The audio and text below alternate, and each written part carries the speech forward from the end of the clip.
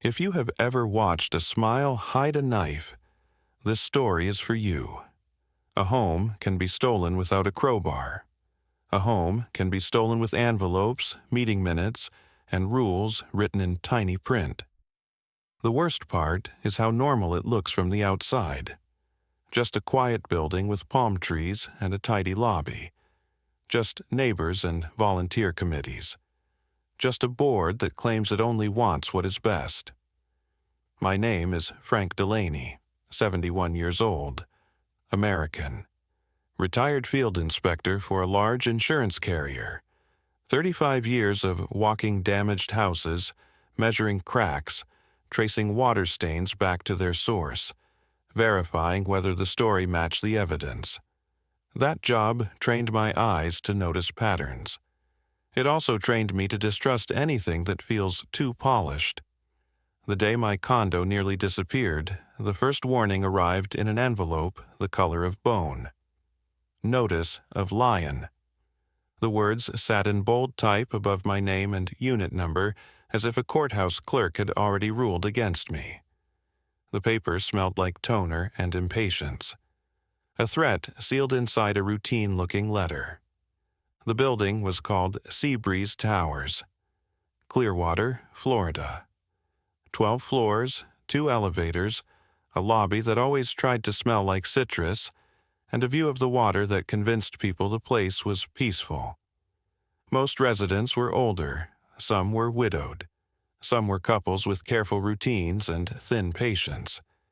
Everyone had learned to speak politely in the hallway, even when they wanted to hurl the whole world into the ocean.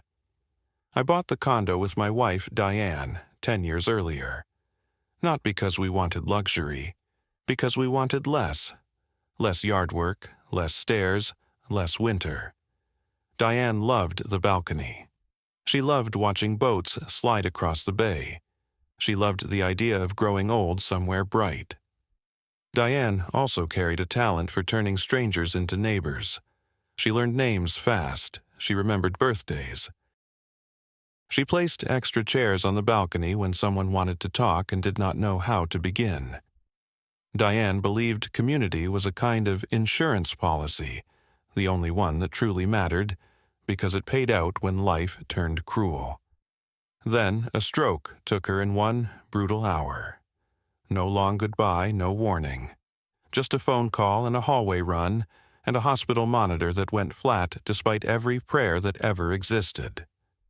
After the funeral, the condo felt enormous and empty. The quiet changed from peaceful to predatory. Neighbors offered casserole and sympathy for a couple of weeks, then drifted back into their routines. The building returned to its normal hum. Elevators, distant TVS, the occasional argument muffled behind doors. Grief makes a person easier to move. People treat grief like a temporary disability. Some treat it like an opportunity. The first month alone, I barely noticed the association. Monthly dues. A bulletin board announcement about pool rules. A reminder to keep balcony furniture neat. The usual noise that comes with shared walls. The second month alone, the tone shifted. A new board took control after an election that hardly anyone attended. A fresh start announcement appeared in every mailbox. A promise of better maintenance and stronger property values. A brand new property manager hired from a firm in Tampa. A new compliance committee formed to enforce standards consistently. The name at the top of the announcement mattered. Board President, Sylvia Klein. Sylvia was in her late 50s, wore expensive sandals, and laughed in a way that made people feel included even when they were being evaluated. Her unit sat on the corner with the best line of sight to the water. Her car was always clean. Her hair never moved in the wind. The building started receiving more notices, fine schedules, inspection calendars, rule clarifications, parking enforcement. None of it felt criminal. That was the design. It felt like management. It felt like order. Then the first violation notice arrived in my mailbox. Balcony clutter, A chair, a small table, and one planter with a dying basil plant. The same setup I had for years. The notice included a photo of my balcony from the parking lot with a zoom so aggressive it felt personal. The letter demanded correction within 72 hours and included a fine amount that looked harmless on paper. $50. The next notice arrived 3 days later. Window covering non-compliance. My living room blinds were old. They tilted. They still worked. The notice claimed they appeared uneven and created a visual inconsistency. Another fine. Another photo taken from the exterior walkway. Then a third notice. Improper doormat. My doormat had a faded fishing boat on it. The notice claimed it was not a neutral tone. The fine schedule attached to the letter listed the escalating amounts for repeated violations. It started as a drip. It became a leak. Then it became a flood. An inspection crew began appearing in the hallway with clipboards. The property manager, a man named Dean Mercer, walked them around like a tour guide. Dean had a perpetual tan and a smile that looked empty. He spoke quickly and kept everything moving, as if time itself was an invoice. Dean's firm was called Coastal Management Solutions. The name sounded generic enough to be trusted. The firm's logo looked corporate. The emails came from a domain that looked official. Everything about it was designed to stop questions before they formed. A pattern emerged within weeks. Violation notices clustered around a certain group of units. Paid-off units. Units owned outright by older residents. Units whose owners rarely attended meetings. Units whose owners did not like conflict. My condo was paid off. My name sat alone on the deed. My wife was gone. My family lived far away. The building's new board had found my profile. The fines kept arriving, petty enough to dismiss, frequent enough to exhaust. Each notice offered a friendly reminder and a discounted fine if paid immediately. Each notice included language about liens for unpaid balances. The total climbed quietly. 50 became 100. 100 became 300. 300 became 800. Late fees appeared. Processing fees appeared. Legal review fees appeared. Every fee created another fee. The notices also included a line that sounded harmless and smelled like blood. If assistance is needed due to health or memory concerns, the association can recommend resources. Health or memory concerns. A doorway into another kind of control. At the first board meeting I attended after Diane's death, the community room looked like a classroom for tired adults.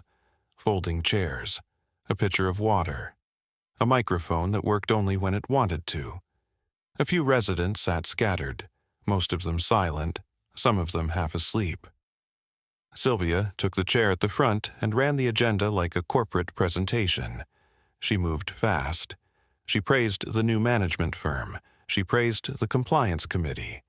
She announced that the building's insurance rates could improve with consistent enforcement. The word consistent arrived again and again, as if rules were a medicine. When it came time for open comments, my hand lifted slowly. My voice remained calm, but my heart beat hard. A question about selective enforcement. A question about why the violation photos focused on certain units.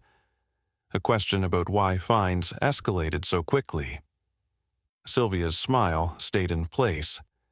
The response avoided the questions. The response framed me as emotional and confused. The response leaned toward my grief like it was a weakness to be managed.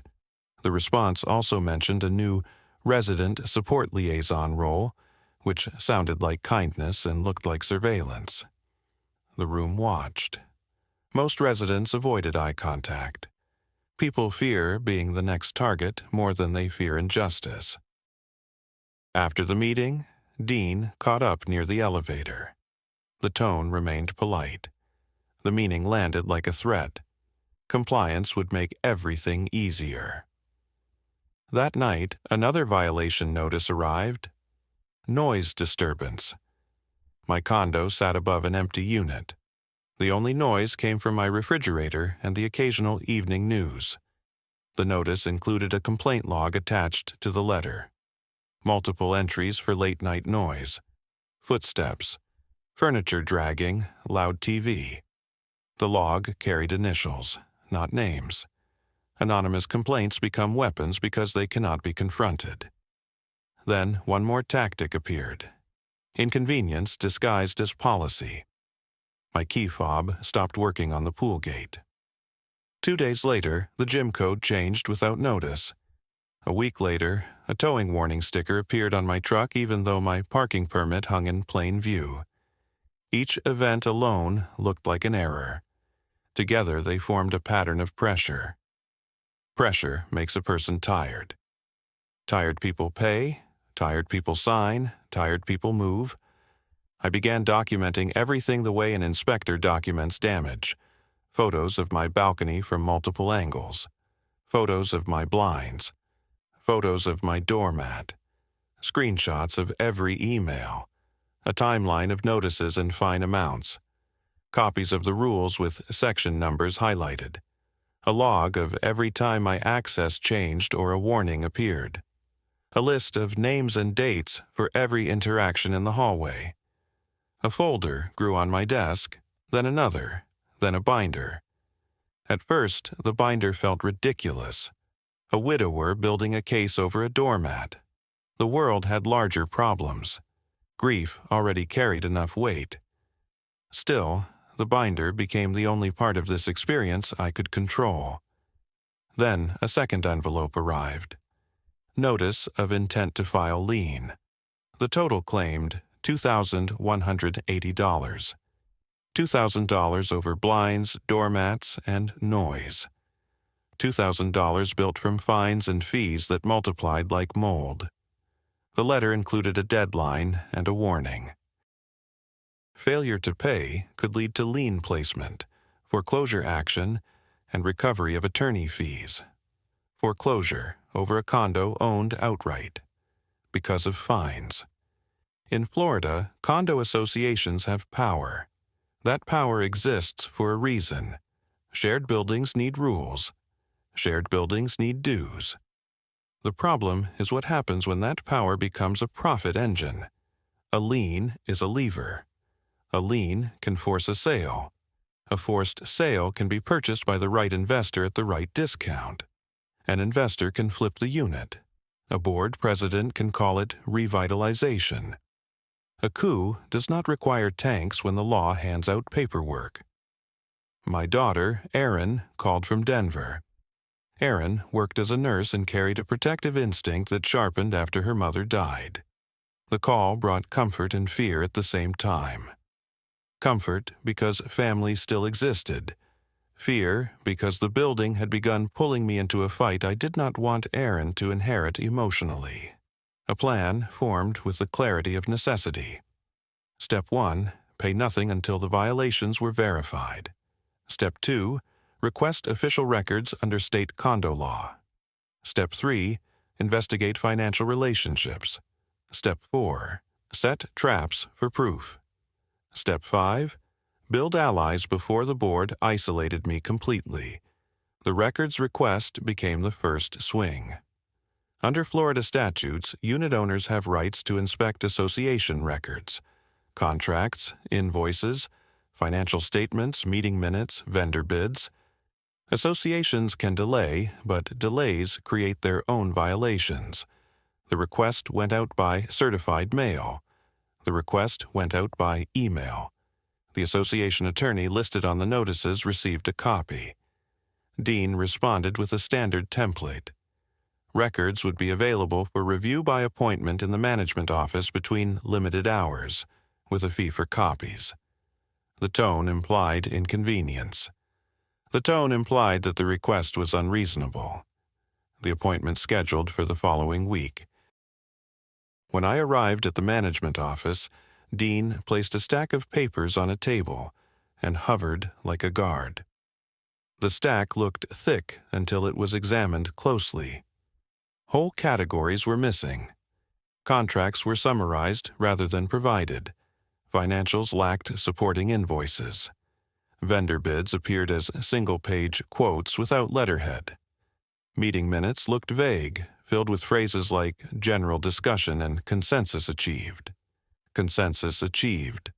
Without votes recorded, without names recorded, without dissent recorded.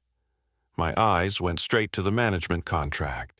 Coastal Management Solutions, monthly fee, additional compliance services fee, additional violation processing fee, additional legal coordination fee. A firm earning money from the number of violations processed. The more violations, the more revenue. A self-feeding machine. Then a vendor list page caught my attention. A company called Sunline Renovations. A company called Bayview Security. A company called Gulfway Legal Consulting. All three names appeared repeatedly in the budget. All three billed frequently. All three looked unfamiliar. I took notes. I requested copies. Dean refused several categories, claiming privacy and proprietary restrictions. Privacy in shared finances is often a lie. Then Dean tried a different tactic. Overwhelm. A packet arrived later that day, hundreds of pages dumped into an online portal, no index, no categories. The dump looked like compliance. The dump functioned like sand in a machine.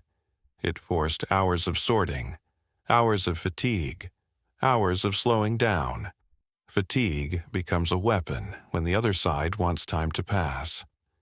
Aaron sat beside me that night and helped build an index, tabs, dates, vendor names, payment amounts. Every line item copied into a spreadsheet. A nurse and an insurance inspector, building a financial crime board out of kitchen table paperwork. The next step required public records. Sunline Renovations. A corporate search through Florida business records. A registered agent. A mailing address. The mailing address matched Sylvia Klein's unit address. Sunline Renovations was registered through an agent located inside Seabreeze Towers. Then Bayview Security. Another corporate search. A registered agent and address. The address matched the same mailbox store in Tampa used by Coastal Management Solutions. Then Gulfway Legal Consulting. Not a law firm, a consulting LLC. Registered agent, the spouse of the association attorney.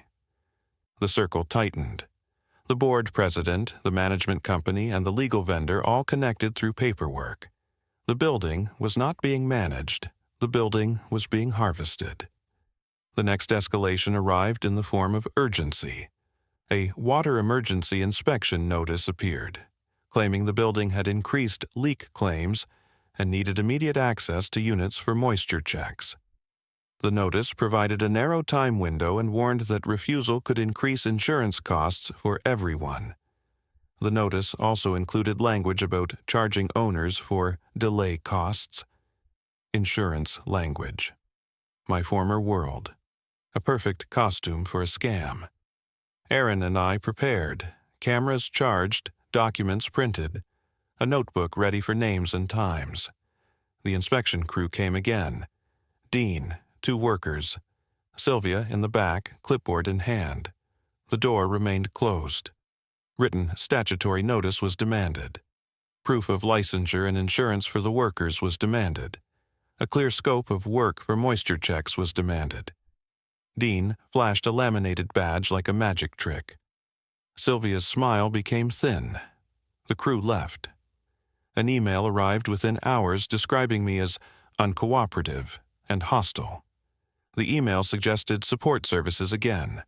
The language kept circling the same target. My stability. Then came the sabotage. One morning, the hallway outside my door smelled faintly of paint. A fresh line of red paint had been dabbed along my doorframe as if marking something. An inspection mark. A code mark. A signal to someone else. The paint was still tacky. I checked my camera footage from the night before. A figure in a hoodie had approached my door at 2:14 a.m., moved quickly, dabbed paint, and walked away. The figure's face stayed hidden, yet the walk matched Dean's gait.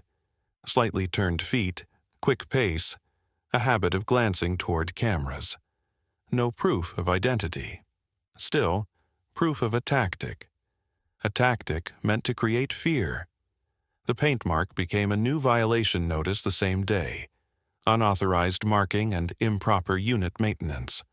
A fine arrived for the mark that someone else had created.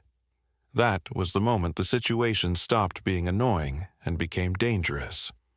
If someone could fabricate violations, someone could fabricate anything.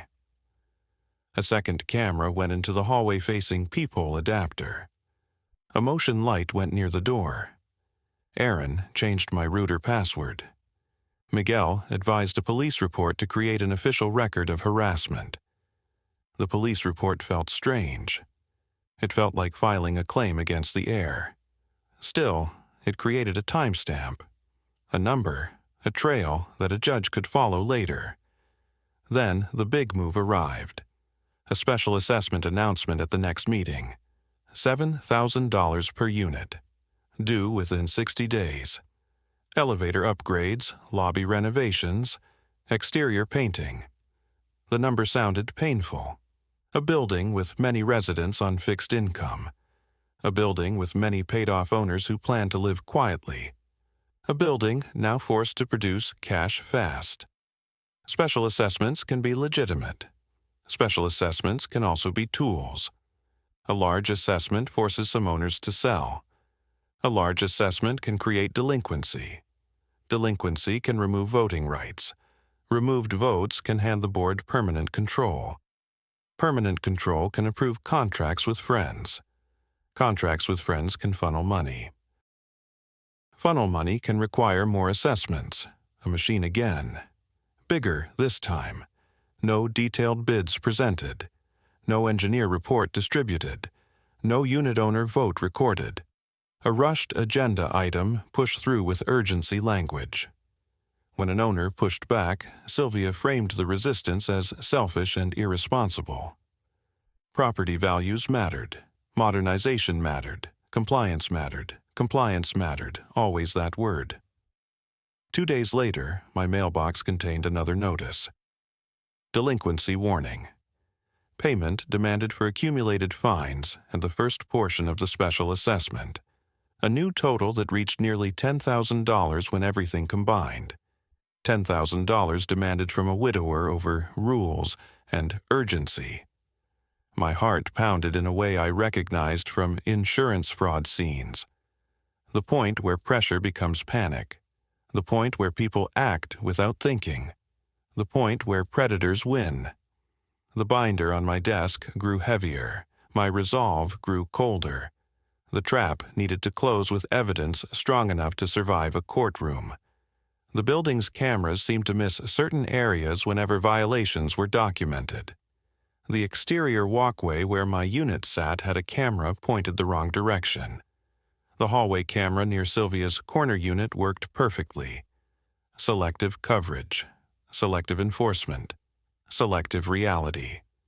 I installed my own camera inside my unit, facing the door, and a second camera on the balcony facing outward. A third device went in the living room window aimed at the exterior walkway where violation photos were taken. Motion alerts routed to my phone. Then a lure. A cheap planter placed on the balcony ledge precisely as described in the rules as disallowed. A controlled violation. A test. The next morning, a notification arrived. Motion on balcony. The footage showed Dean walking the exterior walkway with a clipboard and a phone held up like a hunting rifle. Dean paused at my unit and snapped photos. Dean zoomed in. Dean leaned closer. Dean then walked on, stopping at the next unit owned by a younger couple. Dean glanced and kept moving without taking a photo. The planter remained visible on both balconies. Only mine received documentation. A second lure went into place. A small sticker placed on my front door, harmless but technically unauthorized signage. Another controlled violation. 2 days passed, no notice. A third lure. A tiny tear in a screen corner, barely visible, the kind of small defect an inspector notices and most humans miss. A notice arrived within 24 hours. With a photo, with a fine. The sticker remained untouched. The planter remained untouched. The screen defect became the chosen weapon because it created a maintenance narrative. Narratives matter because narratives justify power. Then came the Interior Inspection Rule update, mandatory interior inspections for fire safety and water damage prevention. The schedule included my unit on the first day. Interior inspections, inside my home. The inspection day arrived. Dean and 2 maintenance workers knocked. Sylvia stood behind them, clipboard ready. The group expected easy access. They expected compliance. They expected a grieving man to surrender. Instead, the door stayed closed. Written notice was demanded. Proof of legal authority. A specific list of inspection items. The phrase trespass appeared. The phrase attorney appeared. Sylvia's posture hardened. Dean produced a sheet of paper with association letterhead.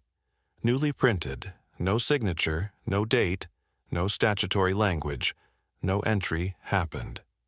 Within hours, an email arrived claiming refusal constituted a violation and created a safety risk.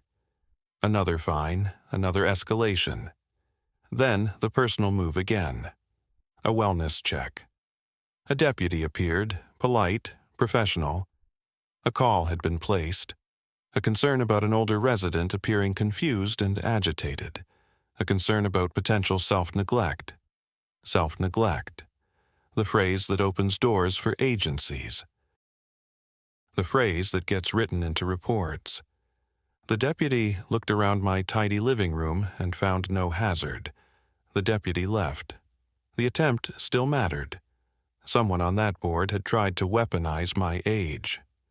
The next morning, an email from the association attorney arrived offering a reasonable path that included mediation, payment plans, and a suggestion that I designate a representative for communications due to stress and grief.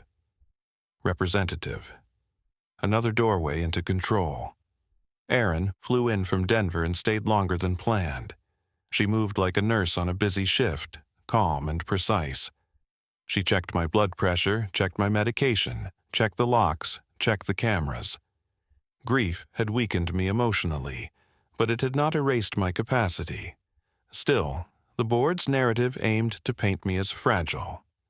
A local attorney joined the plan, Miguel Ortiz, a civil attorney with experience in HOA disputes. Miguel's posture carried calm authority. He did not posture, he did not perform.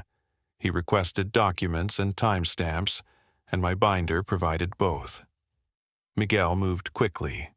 A demand letter for record compliance, a demand for a formal hearing for fines, a demand for proof of rule adoption for the assessment, a warning about retaliation and age discrimination, a request for a pause on lien action pending dispute resolution. The association responded with stone. A formal notice arrived the following week. Lien filed. The lien amount now included attorney fees and collection costs. The total exceeded $12,000.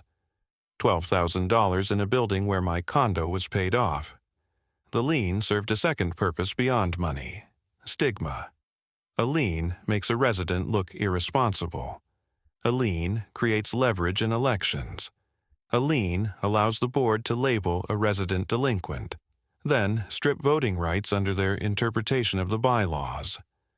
Strip voting rights, silence opposition, control outcomes, a coup again. The next board election approached, and the board prepared the field. Ballots arrived late. Ballots arrived with confusing instructions. Ballots arrived with return addresses that routed through coastal management solutions in Tampa rather than directly to a neutral inspector. A proxy form arrived with language that allowed the board to vote on behalf of owners if the proxy remained general. General proxies are a blank check. The proxy form's fine print allowed the board president to cast votes for absent owners in favor of any motion the board deemed necessary for building welfare. Building welfare, a phrase that hides theft. Miguel advised gathering residents. Not everyone, just enough. People who had received similar notices. People who feared the assessment. People whose units were paid off and who had become targets. A coalition formed in the lobby's quiet corners.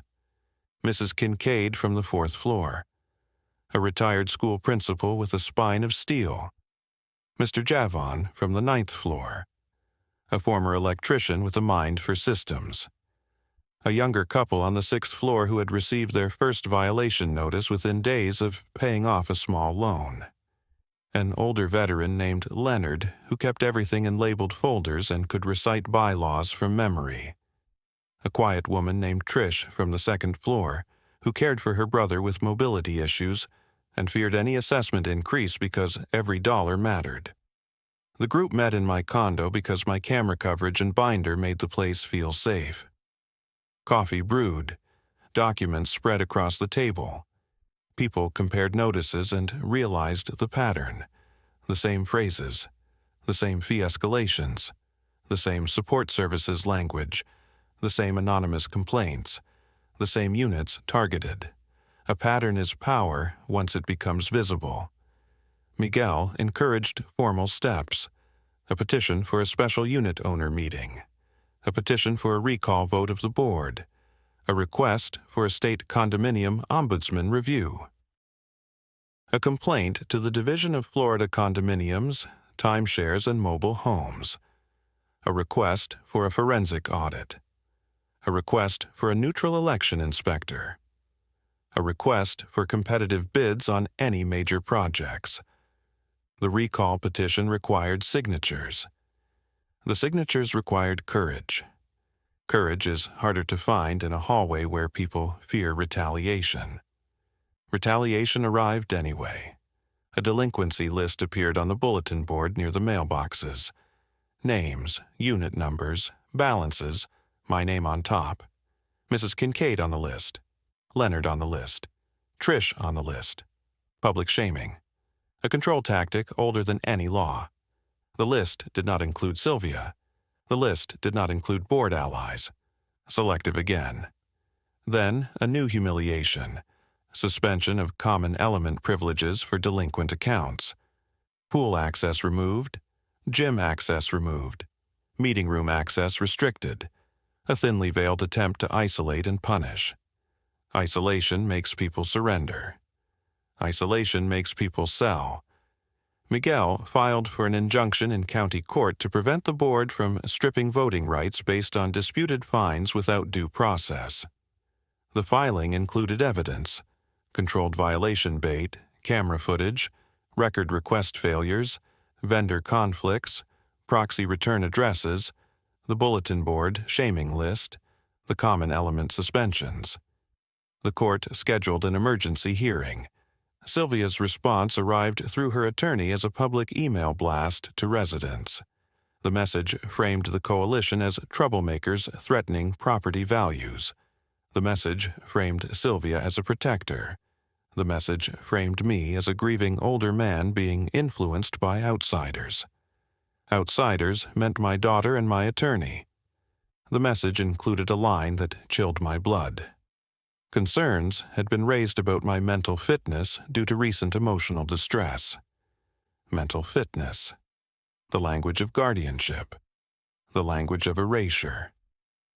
A second wellness call arrived that week, this time with an adult protective services worker. The worker remained professional and kind. The worker looked around and found no neglect. The worker left. The report still existed. The words still existed. Words become weapons once filed. Miguel added that to the injunction filing as retaliation. The emergency hearing arrived in a courtroom that smelled of old paper. Miguel presented the evidence with the calm pace of a person explaining a machine. The judge listened. The association attorney pushed back with bylaw language and procedural arguments. The judge's eyes returned repeatedly to the vendor conflict and the proxy routing. A key question arrived from the bench: why the proxy return address routed through the management firm rather than a neutral inspector. Deflection arrived. The judge did not accept deflection. The court granted a temporary order preventing the board from stripping votes based on disputed fines until a full hearing could occur. The court also ordered record compliance within a strict timeline. The court warned against further harassment tactics disguised as wellness concern. The building's coup had hit friction. Sylvia did not retreat. Sylvia escalated. The assessment deadline remained. Owners panicked. Some sold their units quickly to avoid the payment. A cluster of quick sales occurred. The buyers shared a pattern: cash offers, fast closes, a single investor appearing repeatedly. The investor name on county records: Seabreeze Capital, LLC. A shell name. No human face. A mailbox address. Miguel traced the LLC registration. The registered agent, a Tampa attorney. The attorney's spouse, the same spouse linked to Gulfway Legal Consulting. The circle tightened again. Seabreeze Capital bought 4 units in 3 weeks, all from owners who had received heavy fines or feared the assessment. Those units now appeared in meetings through proxies held by Sylvia. Votes were being purchased by buying units. A coup again. A corporate coup inside a 12-floor building. The next tool had to be visibility. A local investigative reporter from Tampa Bay had covered HOA abuses before. Aaron found his contact through hospital colleagues who followed local news. His name was Malik Grant.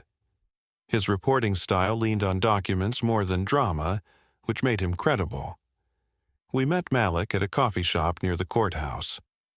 Malik listened, reviewed a summary of the evidence, and focused on details: the public shaming list, the mental fitness language, the repeated wellness calls, the investor LLC, and the vendor address matches. Malik requested proof. The binder delivered proof. Within 10 days, a headline appeared online. Condo owners allege board used fines and proxies to force sales, funnel contracts. The article included documented connections, vendor address matches, proxy return addresses, camera footage descriptions, the list posted near mailboxes, the sudden investor purchases after fines increased, and the role of a management firm paid per violation processed. Outside attention arrived. Outside attention brings regulators. Outside attention brings attorneys to other residents. Outside attention brings fear to predators. Residents began speaking in the hallway again, not in whispers, in firm tones. A retired accountant on the 3rd floor requested financial records. A couple on the 8th requested the engineer report never distributed. A group of owners requested a neutral election inspector. A resident who had been silent for years requested a copy of the management contract. Sylvia responded with another email blast that framed the article as misinformation and threatened defamation action. Threats arrive when leverage begins slipping. The record inspection deadline arrived, and the association complied partially, dumping a large digital file onto a shared portal. The dump looked like transparency. The dump remained a maze designed to overwhelm. Miguel and I spent nights sorting the files. Invoices revealed patterns. Sunline renovations billed for lobby updates that never occurred. Bayview Security billed for camera upgrades while cameras remained pointed wrong. Gulfway Legal Consulting billed for compliance advisory by the hour, with vague descriptions and no deliverables. Coastal Management Solutions billed for violation processing fees that increased in direct proportion to the number of notices issued. A consultant travel line item appeared for board conferences that no one remembered approving. A unit acquisition review line item appeared under administrative costs, an odd phrase for an association. Violation notices were revenue. Revenue created more notices. A loop. Minutes revealed closed session approvals for contracts without competitive bids. Multiple contracts awarded to the same vendors repeatedly. A single board vote recorded consistently as unanimous, even on days when one board member was absent. Unanimous with an absent member. A mathematical impossibility. A forged record. One file contained an email chain between Dean and Sylvia about unit turnover opportunities. The chain referred to cleaning up stubborn owners and moving inventory into friendly hands. The message did not carry criminal confessions, yet it carried intent. A plan to force sales, to create turnover, to deliver units to an investor. Miguel prepared a packet for the State Division and the County Prosecutor's Office. Fraud in associations can cross into criminal territory when money is diverted and records are falsified. Retaliation and coercion can cross lines too, particularly when age is used as leverage. The next board meeting felt different. More owners attended. The room filled, the atmosphere sharpened. Sylvia attempted to keep control through agenda speed and procedural rules. The microphone failed when owners attempted to speak. Dean attempted to limit comments. The association attorney attempted to redirect questions into private channels. Owners refused to be redirected. Leonard stood with bylaws and pointed to sections about owner voting rights and records. Mrs. Kincaid stood with a list of units purchased by Seabreeze Capital and demanded explanations. The younger couple stood with a photo of the proxy form and demanded a neutral inspector. Trish stood with a letter from her brother's physician about mobility needs and demanded an explanation for the pool and gym suspensions. Aaron stood with documented wellness call dates and demanded an explanation for mental fitness language. The room did not accept fog. My turn arrived. A tablet held video clips, direct footage of Dean photographing my balcony while ignoring the identical planter on the next unit. Footage of a compliance worker placing a notice on my door without checking other doors. Footage of Dean and Sylvia discussing inspection schedules in the hallway near my unit, pointing toward my door, then laughing. Footage of a hooded figure marking my doorframe with paint at night. The room watched. Gasps arrived. Heads shook slowly. Sylvia attempted to interrupt, declaring recordings inappropriate. Miguel cited Florida law regarding recording on personal property and common areas. Sylvia attempted to cut the microphone. Owners began speaking without microphone. That night, the recall petition crossed the required threshold. A special owner meeting had to be scheduled under bylaws. The board attempted to delay. Miguel filed another motion. The court ordered the meeting date. The recall meeting arrived like a storm. Seabreeze Tower's lobby overflowed. Owners held clipboards and proxy forms with caution. A neutral election inspector appeared, appointed under court pressure. Malik waited outside with a camera crew, present enough to matter. Votes were cast. Votes were counted. The board's coup began collapsing in real time. Sylvia and 2 allies were removed. An interim board was installed. A forensic audit was authorized. The management contract with Coastal Management Solutions was suspended. The special assessment was paused, pending an independent engineer report and competitive bids. The bulletin board shaming list was removed the same day. Common element suspensions were lifted pending proper hearings. It should have felt like victory. Then the last trap remained. The lien on my unit. The association attorney threatened foreclosure action despite the board change, framing it as routine collections that could not be paused. Predators rarely release a hooked fish without yanking once more. Miguel filed to invalidate the lien due to due process failures, selective enforcement, retaliation, and fraudulent record-keeping. The packet included forged minutes, impossible unanimous votes, vendor conflicts, and the court's prior temporary order. The filing also included medical documentation showing I was in good cognitive health, placed there to cut off the guardianship narrative at the roots. A judge reviewed the evidence and granted a hearing date. The hearing became the final hinge. Miguel presented the lien as part of an abusive strategy to strip voting rights and pressure sales. The association attorney framed it as normal governance. The judge compared dates, notices, hearing opportunities, record compliance, and the harassment reports. The judge's tone turned sharp. A lien for disputed fines without proper hearing and with documented selective enforcement carried problems. A lien supported by minutes with impossible votes carried problems. A lien tied to a system where the management firm profited from violations carried problems. A pattern of wellness checks following records requests carried problems.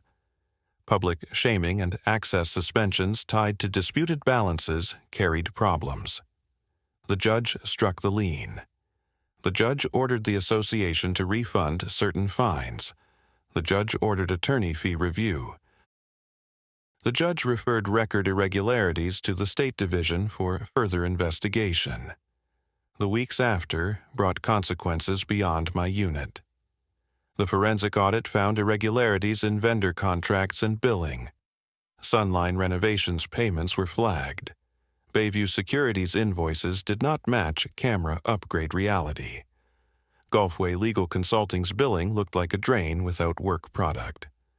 Coastal Management Solutions' violation processing system looked engineered for revenue rather than community standards. Seabreeze Capital's unit purchases triggered questions about insider dealing and conflicts of interest.